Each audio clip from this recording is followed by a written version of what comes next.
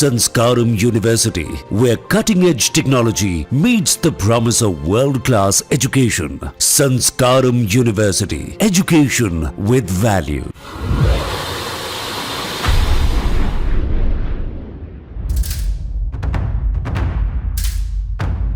भारतीय सेना ने एक बार फिर प्रेस कॉन्फ्रेंस कर ऑपरेशन सिंदूर के बारे में जानकारी दी।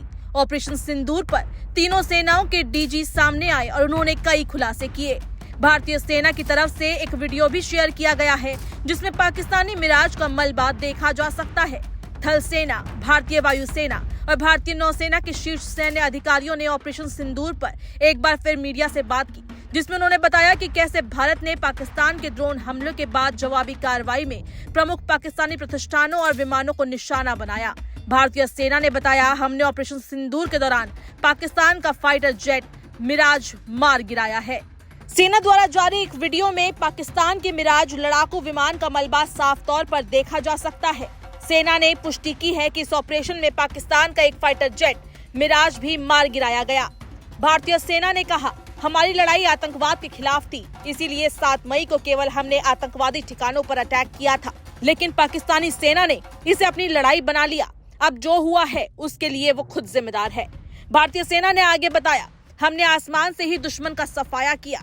Air marshal A K. भारती ने आगे कहा, शक्तिशाली एयर डिफेंस सिस्टम को तैयार करना और उसे चलाना केवल पिछले दशक में भारत सरकार से मिले बजट और नीतिगत समर्थन के कारण ही संभव हो पाया है।